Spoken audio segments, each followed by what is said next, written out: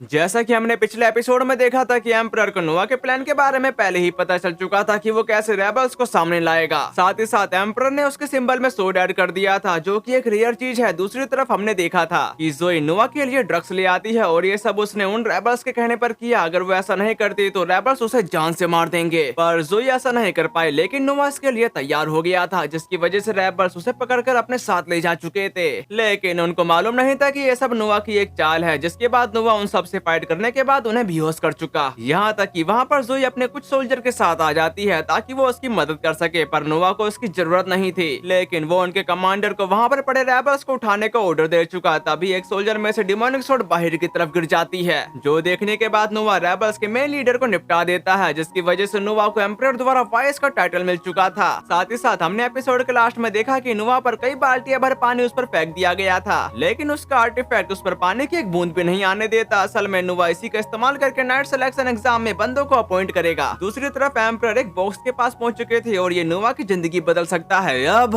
आगे एपिसोड 5 की शुरुआत नाइट सिलेक्शन एग्जाम से होती है, जहां पर काफी सारे बंदे इस एग्जाम को क्लियर करने के लिए आए थे। यहाँ तक कि वहाँ पर नोवा के लिए ढोल नगाड़ों का इंतजाम किया गया था और वहाँ की सिक्योरिटी काफी ज्यादा टाइट दिख रही थी। तभी एक बंदा कहता है, एग्जाम में नंबर 20 आगे आओ। उसी वक्त एक लड़की बताना शुरू करती है, नाइट सिलेक्शन एग्जामिनेशन का सबसे बड़ा एनुअल इवेंट है। जिस सिटी को सब लोग एम्पायर कहते हैं उसका ऑफिशियल नाम मिरेस एम्पायर है और मिरेस का पुराना वर्ड है जिसका मतलब है वॉरियर। सच में मिरेस एम्पायर जो वॉरियर की सिटी है। साथ ही साथ मिलिट्री स्ट्रेंथ और एबिलिटी के बिहाव पर कामयाबी पाने का एकमात्र रास्ता है और वह कामयाबी नाइट सिलेक्शन एग्जाम से तय होती है। यह एग्जाम एम्पायर के बहुत से लोगों का ध्यान खींचता है, लेकिन इस साल खासकर प्रिंस को हेड जज के तौर पर काम करते हुए दिख रहे हैं, जो हिस्ट्री में पहली बार हुआ है। इसलिए उन्हें देखने के लिए काफी बड़ी तादाद में लोग यहाँ पर जमा हुए हैं। दूसरी तरफ हम नोवा को देखते हैं, जो अपने टी को एंजॉय करते हुए अपनी किताब पढ़ रहा था। वहीं की साइड में एक हट्टा कट्टा मुस्टंडा नोवा का सामना करने के लिए आ जाता है। यहाँ तक कि उसने अपनी सोर्ड भी बाहर निकाल ली, जिसके बाद उस बंदे ने उस पर अटैक कर दिया। लेकिन नोवा की सोर्ड को उस पर काफी ज्यादा गुस्सा आ रहा था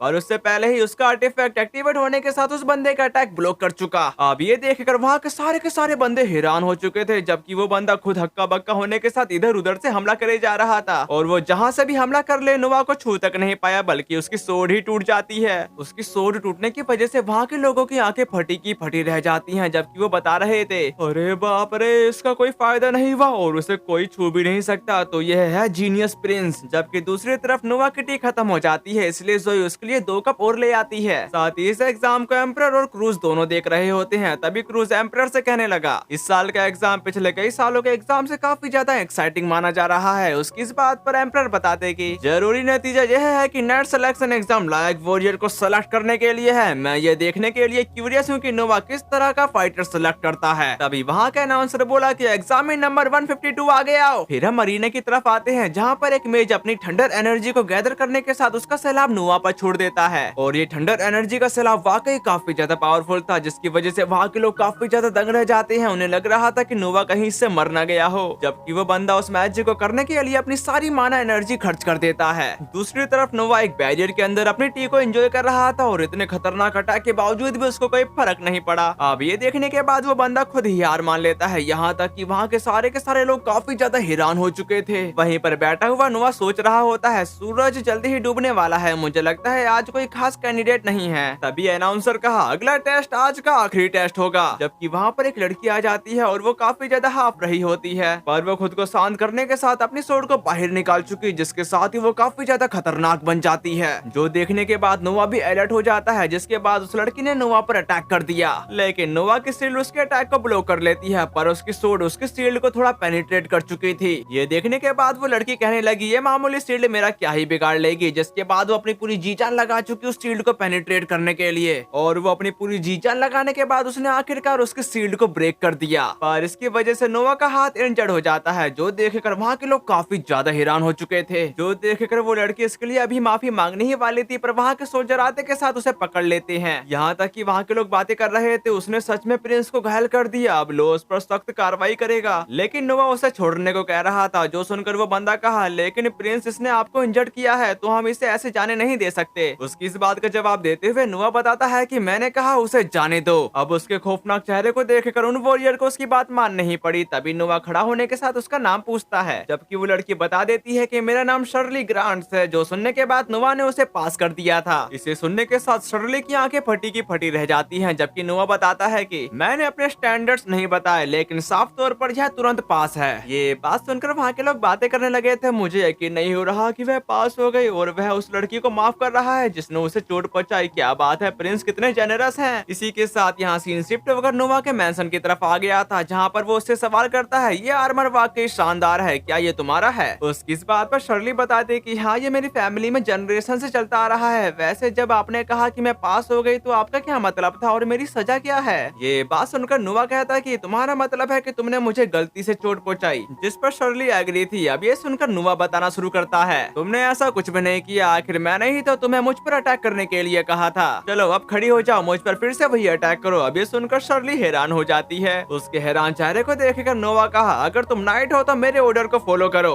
अब ये सुनकर शर्ली ना चाहते हुए भी इसके लिए मान जाती है। फिर वो अपने सोड को बाहर की तरफ निकालने के साथ खुद को तैयार कर चुकी। इसी के साथ उसने उस पर अटैक कर दिया था, पर नोवा का आर्टिफैक्ट एक्टिवेट होने के साथ उसके अटैक को ब्लॉक कर लेता है। पर इस बार वो उसके शील्ड को ब्रेक नहीं कर पा रही थी, जो देखकर वो हैरान होते हुए कही, ये क्या है और ये टूट क्यों नहीं रही? उसके इस सवाल का जवाब देते हुए नोवा बताता है, अगर मैं सच में तुम्हारा अटैक रोकना चाहता तो मैं ऐसा कर सकता था और तुमने मुझे गलती से इंजर्ड नहीं किया। साथ ही एक नाइट का काम ऑर्डर मानना होता है। मैं देखना चाहता था कि तुम मेरे ऑर्डर को ईमानदारी से मानोगे या नहीं। यहाँ तक कि मुझे ऐसे नाइट की जरूरत है जो मेरे डर से पीछे हटे, और मुझे इंजर्ड करने के बाद भी तुम 2 बार पूरी ताकत से मुझ पर अटैक करने आए, इसलिए तुम में वो बात है। नोआ की ऐसी बातों को सुनकर शर्ली बोलती कि क्या तुम्हारा रेजोल्यूशन इतना स्ट्रॉन्ग है? फिर वो अपने सोड को जमीन पर मारने के साथ काफी ज्यादा रिस्पेक्टफुली कही, मैं शर्ली ग्रांट्स अपनी पूरी जिंदगी आपके प्रति अटूट वफादारी की कसम खाती हूँ। उसकी ऐसी बातों को सुनकर नोवा अपने मन में कहा कि अच्छा, वह बड़ा चढ़ाकर किया गया ये सारा जो मैंने नाटकों में देखा है, और इसे फॉर्मल रूप से रिकॉग्निशन नहीं मिली है, लेकिन यह उसके इरादों को साफ कर देता है। फिर वो अपने स्टैट्स को देखने के साथ बोला, इसने मेरे स्टैट्स को काफी ज्यादा बढ़ा दिया है, और इसका सीधा मतलब यह है कि जब कोई पर्सन या वेपन उसके साथ ऐड होता है तो उसके स्टैट्स काफी ज्यादा बूस्ट हो जाते हैं। उसी वक्त वहाँ पर जोई आते के साथ कह रही थी, मैं डॉक्टर को यहाँ पर ले आई हूँ, और ये डॉक्टर एम्परर का डॉक्टर है जिसका नाम गुड क्रोय है। इस पे नोआ बताने लगा था, तुम डॉक्टर को यहाँ पर ले आइए तो कुछ ज्यादा ही हो गया। जिसके बाद क्रोय उसका इलाज करते हुए कह रहा होता है, शुक्र है स्ट्राइक किसी हड्डी या ऑर्गन पर नहीं लगी है। तभी नोआ उसके चेहरे को देखकर इसका रीजन पूछता है, जिस पर शर्ली बताने लगी, खैर मुझे ये देखकर हैरानी हुई कि इंजरी का इलाज इस तरह भी किया जा सकता है। तुम जानते हो मेरे विलेज में कोई डॉक्टर नहीं है। जो सुनकर नोआ कहता है, क्या ऐसा है? तो फिर तुम अपने बीमार और इंजर्ड लोगों का क्या करती हो? जिसका जवाब देते हुए शर्ली बताती है, हम अपने बड़ों से उनके लिए प्रार्थना करवाते हैं या उनकी बीमारी की जड़ को दूर करवाते हैं।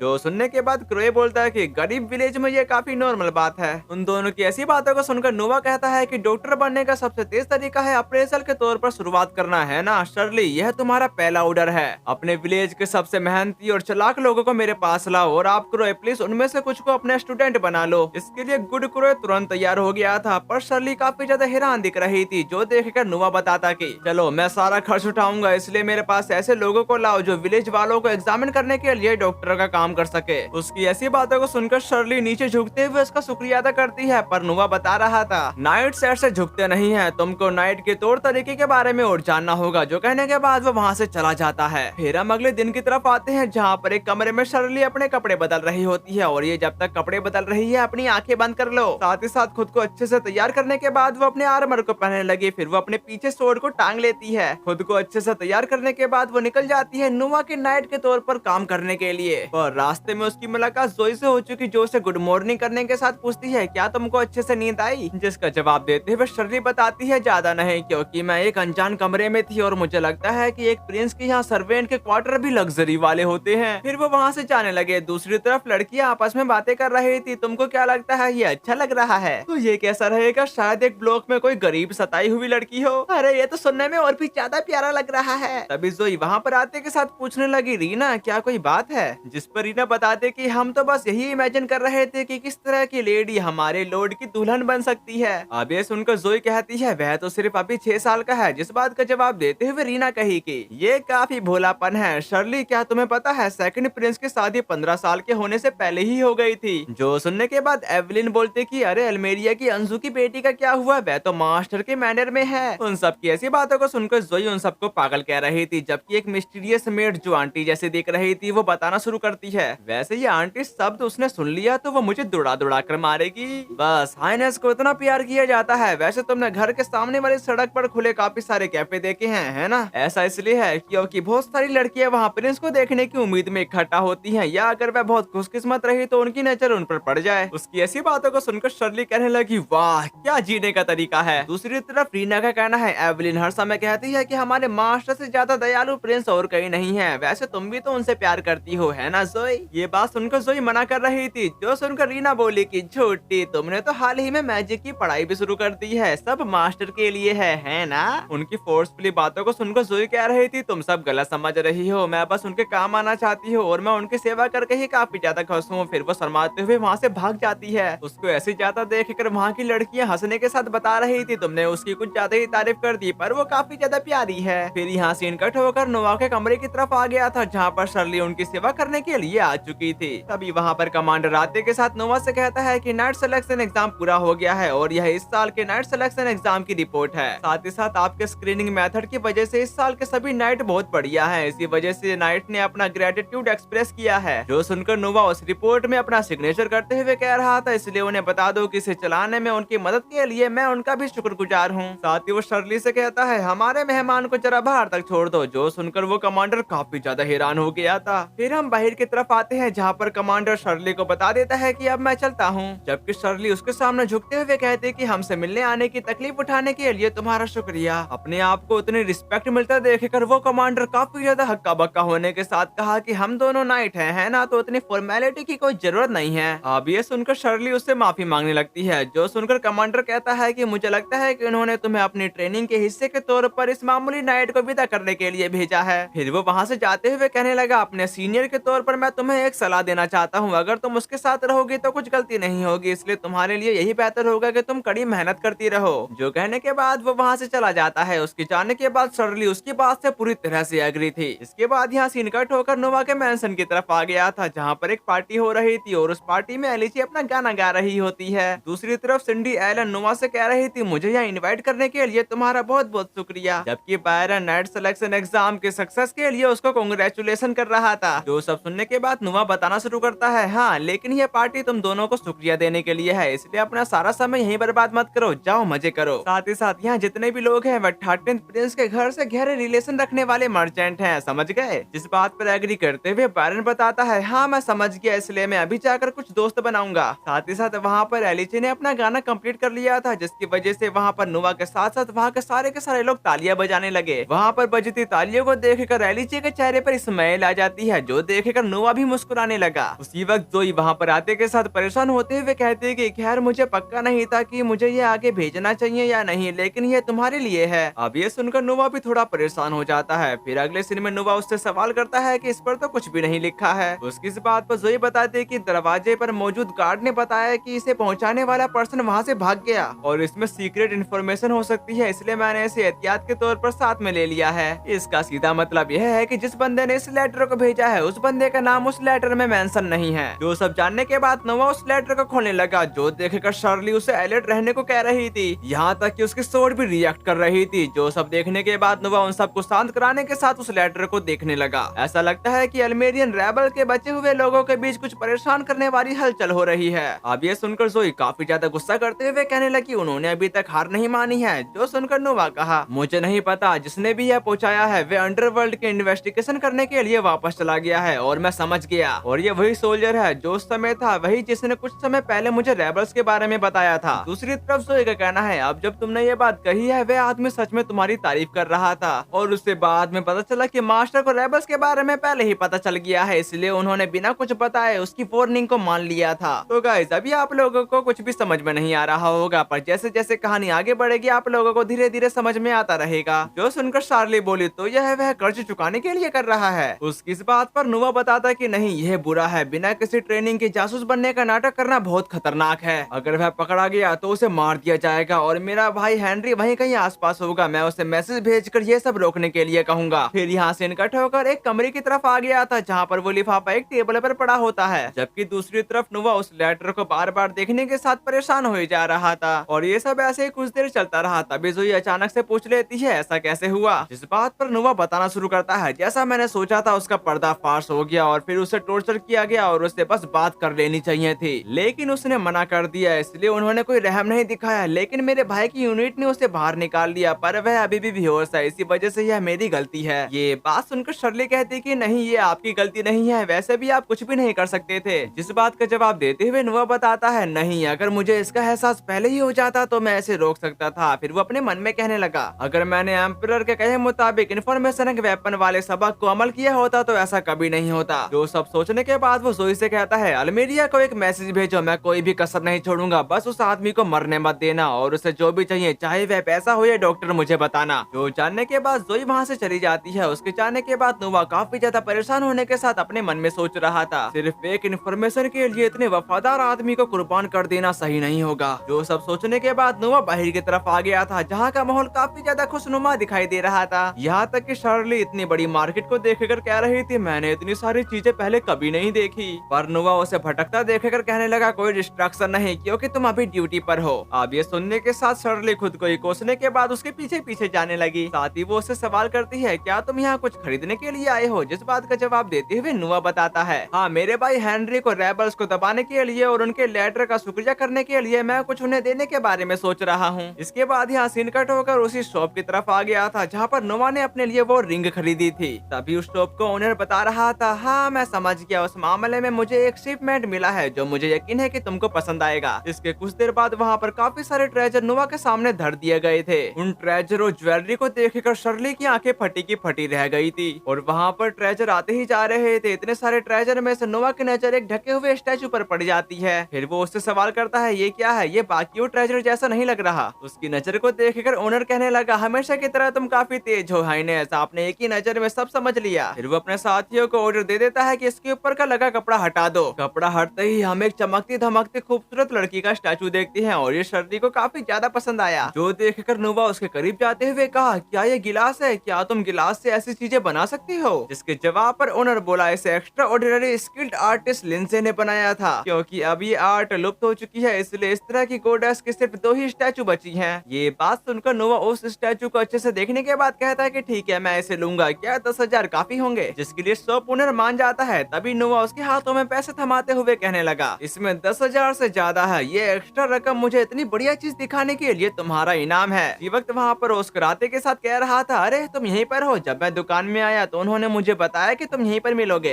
अपने सामने 8th प्रिंस को देखकर शॉप ओनर सामने की तरफ आते हुए कहा कि अरे ये तो हिज हाइनेस 8th प्रिंस है, मेरे स्टोर में आपका स्वागत है। जबकि शर्ली उनके सामने झुक चुकी थी। जबकि 8th प्रिंस बताना शुरू करते हैं, मुझे लगा कि शायद तुम्हें कोई अच्छा ट्रेजर मिल गया होगा, पर ये तो गिलास की गोडेस है, जिसका मतलब है कि ये लिंसे की है। खैर, ये बेकार दुनिया में सिर्फ 2 ही है और तुमने दूसरी ढूंढ ली। अब ये सुनकर नोवा सवाल करता है, क्या तुमको पता है कि इसका पहला वाला कहाँ पर है? जिस पर वो बता देता है कि वो तो मेरे पास है। अब ये सुनकर नोवा काफी ज्यादा हैरान हो गया था। फिर वो उसके पास जाते हुए उस मूर्ति को उठा चुका, जो देखकर ऑस्कर हैरान हो जाता है। पर नोवा उस स्टैचू को उठाता ही नहीं बल्कि तोड़ भी देता है। अब ये देखकर उन तीनों की आंखें फटी की फटी रह गई थी। फिर नोवा बताना शुरू करता है, चिंता मत करो, पेमेंट अभी भी तुम्हारी ही है और ये पैसा परेशानी के लिए है। साथ ही साथ पहला स्टैचू मिल गया है, लेकिन दूसरा स्टैचू टूटा हुआ है, इसलिए अफवाह फैला दो, कोबाल्ट स्ट्रीट के आसपास ठीक रहेगा। उसके ऐसा करने की वजह से ऑस्कर बताता है कि इनक्रेडिबल, इससे मेरे गोडेस की मूर्ति की वैल्यू काफी ज्यादा बढ़ जाएगी। जिस बात का जवाब देते हुए नोवा बताता है कि जब ट्रेजर की बात आती है तो जो सबसे तेज होता है वही जीतता है। ये लिंसे के लिए डिसरिस्पेक्टफुल हो सकता है, लेकिन अगर इससे आपकी चीज ज्यादा कीमती बनती है तो कोई बात नहीं। एक चीज का मौजूद होना और 2 चीज का मौजूद होना, इन दोनों में बहुत बड़ा फर्क होता है। उसकी ऐसी बातों को सुनकर ऑस्कर का कहना है, जब तक मैं बड़ा होकर अपना जागीरदार नहीं बन गया तब तक मैं उस तरह की महारत हासिल नहीं कर पाया। इसका आसान मतलब यह है कि जब कोई इंसान पूरी तरह से आत्मनिर्भर नहीं हो जाता तब तक वह किसी काम में असली निपुणता या हुनर हासिल नहीं कर पाता। जो सब बताने के बाद वो उससे अलविदा लेते हुए वहाँ से चला जाता है। जिसके जाने के बाद नोवा ओनर से कहने लगा, अब मैं कोई दूसरा गिफ्ट चुनूंगा, जिसके लिए शॉप ओनर भी तैयार हो गया था। इसके कुछ देर बाद वहाँ पर शाम हो चुकी थी। नोवा बाहर की तरफ जाते हुए शर्ली से सवाल करता है, तुम किस बारे में सोच रही हो? जिसका जवाब देते हुए शर्ली बताना शुरू करती है, जब से मैंने आपको सर्व करना शुरू किया है तब से मुझे बस सरप्राइज ही मिल रहे हैं। जैसे आज आपने जो किया उसकी बात तो मैं समझती हूँ, लेकिन ऐसे ट्रेजर को बर्बाद करना। जिस बात का जवाब देते हुए नोवा कहने लगा, यह तो बस एक चीज थी, असली ट्रेजर ऐसे नहीं होते। जो लोग मुझे इन्फॉर्मेशन देने के लिए अपनी जान जोखिम में डालते हैं, जो लोग मेरी उम्मीदों पर खरा उतरने के लिए कड़ी मेहनत करते हैं और जो लोग मेरे प्रति वफादारी की कसम खाते हैं और हर समय उपयोगी होने के लिए अपना सब कुछ लगा देते हैं, इसलिए असली ट्रेजर लोग होते हैं। इसमें तुम भी शामिल हो। वैसे लगता है कि पिछले कुछ दिनों में तुमने मेरे बारे में काफी कुछ जान लिया है, जो कहने के बाद वो जाने लगा। नोआ की ऐसी बातों को सुनकर शर्ली हैरान होते हुए कहती है कि वाह, ये तो उन ऑनेस्ट प्रिंस जैसा है जिन्हें मैंने नाटकों में देखा है। हिज हाइनेस, मैं जिंदगी पर आपका साथ दूंगी। फिर हम 6 साल बाद का सीन देखते हैं, जहाँ पर एक करवा नोआ के मैंसन के सामने आकर रुक जाता है। मैंसन की तरफ नोआ, जो अब काफी ज्यादा बड़ा हो चुका है, साथ ही साथ वो सामने की तरफ कहीं जा रहा होता है। यहाँ तक कि वहाँ के सारे मेड बटलर उसके सामने झुके हुए थे। साथ ही साथ वो तीनों चलते चलते करवा के काफी करीब पहुंच चुके थे। और इसी के साथ हमारा ये वाला एपिसोड खत्म होता है। और जाने से पहले प्यारा सा लाइक करने के बाद कमेंट करके जरूर जाना। तो फिर मिलते हैं, सायोनारा।